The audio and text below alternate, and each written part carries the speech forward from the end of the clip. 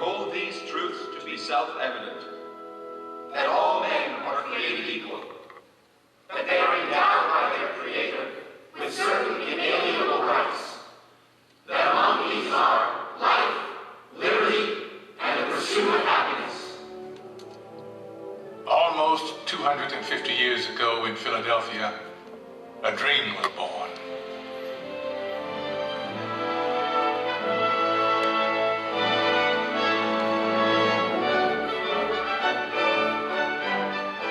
In a time of emperors and kings, it was an astounding revolutionary dream that we, the people, should choose our own leaders, that they should be one of us.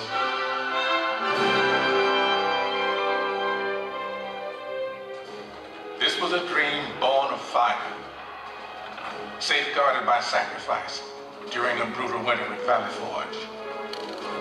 Yet it was a dream that was almost over before it had truly begun. The war for independence had left the American colonies bankrupt.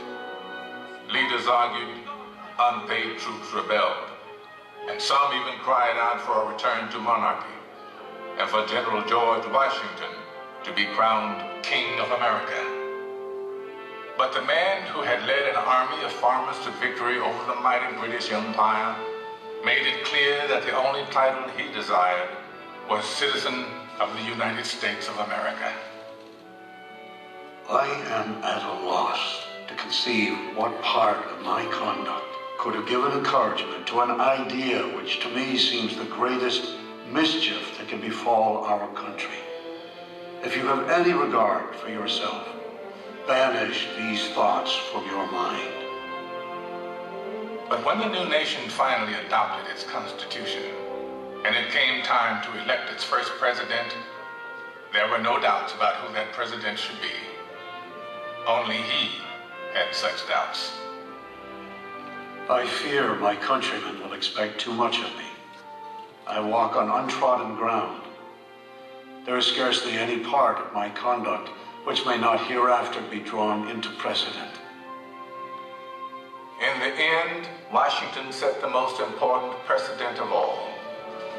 The man who could have been king stepped down after 2 terms in office and took his place again amongst the people. By insisting that he was, above all other things, one of us, he made it possible for any of us to dream of serving the nation in its highest office. And one day, sure enough, it came to pass that a man who wasn't an aristocrat aspired to the office of president. Andrew Jackson was a battle-forged frontiersman, and according to his predecessor, President John Quincy Adams, a barbarian who cannot write a sentence of grammar and can hardly spell his own name. To which Jackson merely replied, "It's a damn poor mind indeed that can't think of at least 2 ways to spell a word." He may have lacked a formal education, but he was tough and brilliant. Just the ticket for a new nation of Americans struggling to turn a dream into an enduring reality. They swept Jackson into office by a landslide, and then descended on his inauguration, determined to shake his hand in person. Why, 20,000 country people shoved to get in the door, track their muddy boots across the carpet. And my dear, they would be here still if we hadn't placed tubs of punch out on the lawn. Washington's elite fumed, but Jackson loved it, for these were his people. He was proud to be one of us. I do not forget that the planter, the farmer, the mechanic, and the laborer form the great body of the people of the United States. They are the bone and sinew of this country. But Andrew Jackson would wage a mighty struggle to hold that great body of people together. State by state, a monstrous injustice that had haunted the country since its beginning was now tearing it apart.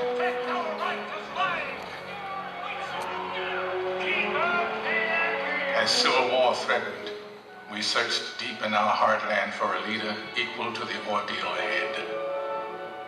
It was perhaps a vindication of the American dream that we found a plain-spoken, self-taught lawyer from Illinois whose campaign platform could be summed up in 5 simple words. All men are created equal. I say this government cannot endure permanently half slave and half free. A house divided against itself cannot stand. Abraham Lincoln's words touched the hearts of reasonable men. And in 1860, we sent him to Washington, where he would face the hardest task that any American president would ever face. I know there is a God, and that he hates injustice and slavery.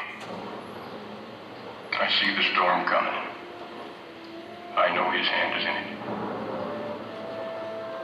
If he has a place, work for me. And I think he has. I believe I'm ready. I am nothing. But truth is everything. And with God's help, I shall not fail.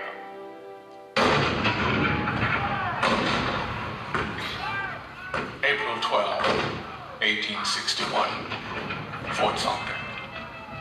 The cannon spoke for war, bitter, violent, and devastating.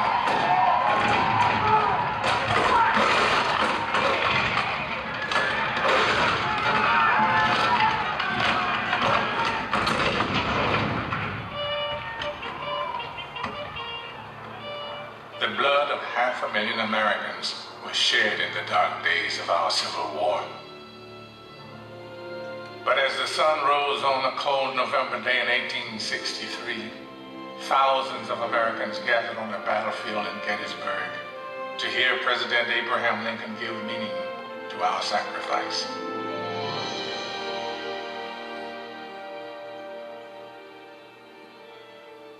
"47 years ago, our fathers brought forth on this continent a new nation, conceived in liberty and dedicated to the proposition that all men are created equal.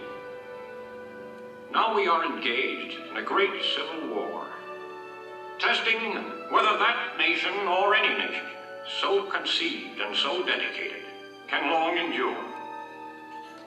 We are met on a great battlefield of that war. We have come to dedicate a portion of that field as a final resting place for those who here gave their lives, that that nation might live. It is altogether fitting and proper that we should do this. But in a larger sense, we cannot dedicate, we cannot consecrate, we cannot hallow this ground. The brave men, living and dead, who struggled here, have consecrated it far above our poor power to add or detract. The world will little note, nor long remember what we say here, but it can never forget what they did here. It is for us, the living, rather, to be dedicated here to the unfinished work which they who fought here have thus far so nobly advanced. It is rather for us to be here dedicated to the great task remaining before us, that from these honored dead we take increased devotion to that cause for which they gave the last full measure of devotion. That we here highly resolve that these dead shall not have died in vain, that this nation, under God, shall have a new birth of freedom, and that government of the people, by the people, for the people, shall not perish from the earth.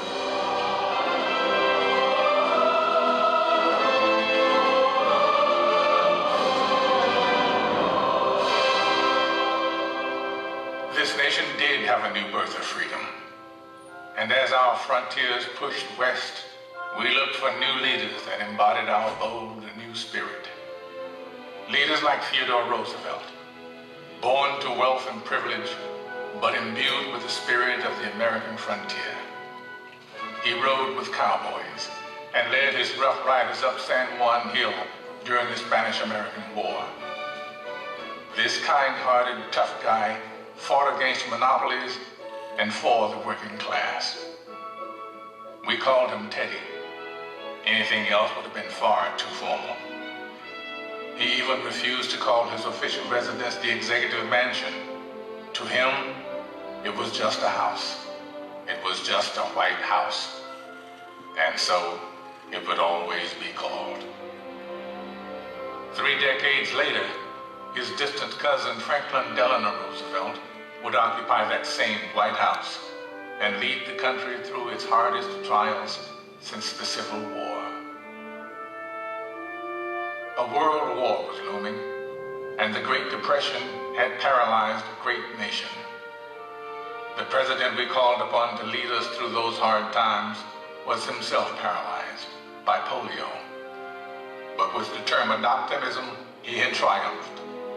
And now he was ready to share his cheerful strength with a badly frightened people.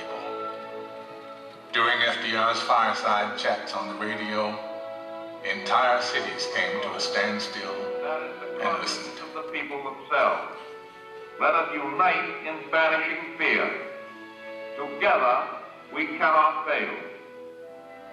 In a calm and reassuring voice, he called out to America, and America answered back.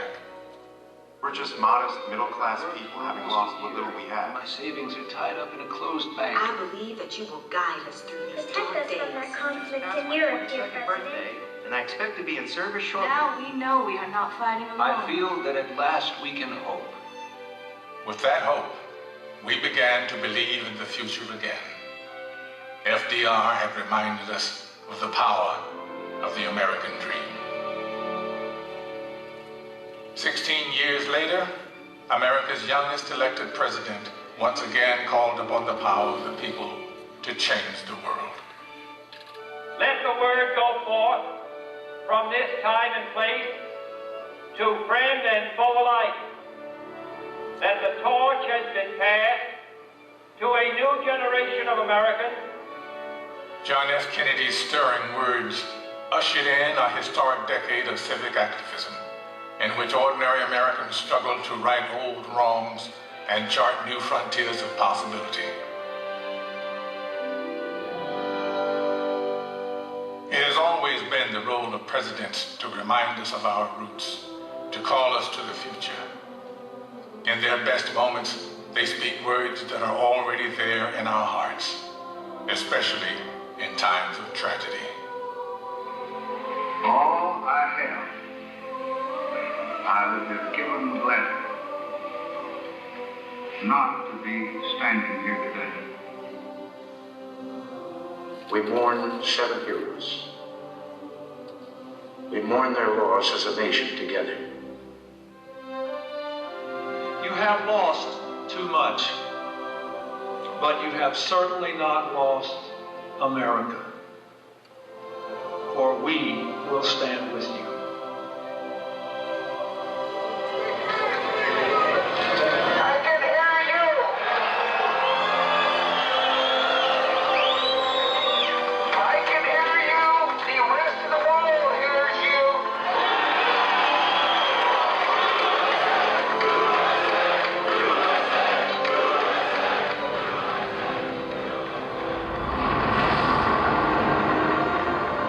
Nothing ends here.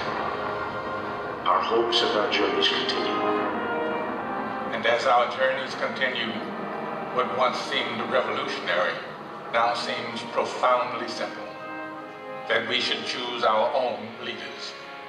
That our hopes should be their hopes. Our fears, their fears.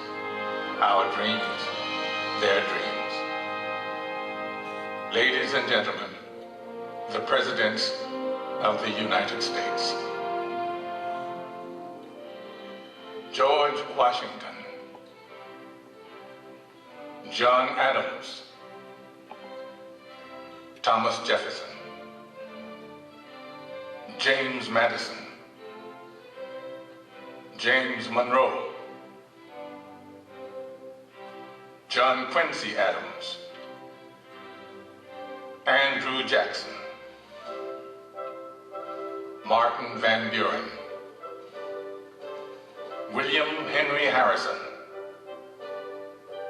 John Tyler, James K. Polk, Zachary Taylor, Millard Fillmore, Franklin Pierce, James Buchanan, Abraham Lincoln, Andrew Johnson, Ulysses S. Grant, Rutherford B. Hayes, James A. Garfield, Chester A. Arthur, Grover Cleveland, Benjamin Harrison, William McKinley, Theodore Roosevelt, William Howard Taft,